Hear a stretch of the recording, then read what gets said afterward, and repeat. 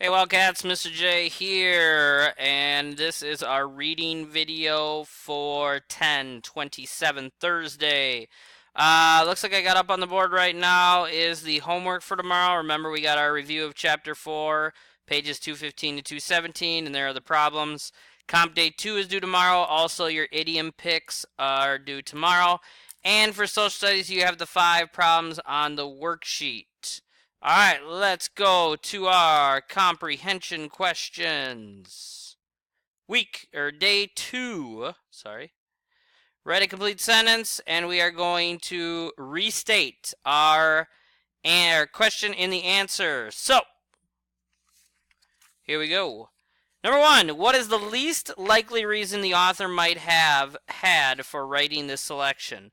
Okay, boys and girls, when we talk about reasons authors write stories, remember we have our to entertain, to persuade, to inform, and to express. So obviously this is an entertainment story.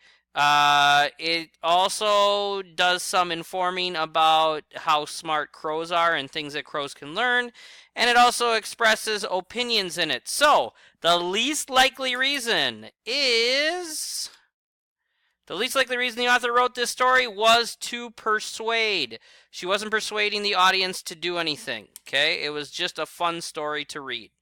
All right. Number 2 on our comprehension. What did Mrs. Tevan think about crows? Mrs. Tevan thought that crows were much smarter than humans gave them credit for. She cites many reasons in there as to why humans think crows aren't very smart. She talks about how the hunters try and get them out of their cornfields, and that the crows are smart and they warn each other about fleeing and that they don't get shot at again because they're smarter. So she thinks that crows are much smarter than the humans gave them credit for. Number 3, what is one fact about crows and one opinion about crows from the selection? Again, there were a lot of different answers you could go with. I'm going with this. One fact about crows from the selection is that crows migrate short distances. Remember, they talked about how they don't go all the way from up north all the way down to Florida. They only go as far as they need to.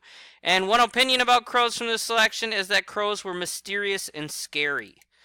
Some people cited in there that they thought that the crows were very mysterious and you didn't know much about them and that they were a scary bird. And finally, number 4, at the end, what did the author think about Crowbar's leaving? At the end of the story, or at the end, the author thought that Crowbar leaving was the right thing for Crowbar. Although the family would be sad, she knew that Crowbar needed to be free with the rest of the crows. Again, as long Crowbar stuck around for a long time, a couple years with the family, but eventually the mom knew that it was best if the crow was with other crows and out in the wild and not relying so much on the family. All right, boys and girls, there are your questions for Comp Day 2. You can get these right into your notebook. Tomorrow we will have our test, and I can guarantee you that all the questions on Comp Day 1 and Comp Day 2 are on the test. So if you watch these videos, have these down in your notes. Obviously, you can use your notes on the test. It should be a free 8 out of 20 answers. So get these in, and we'll see you tomorrow, Wildcats.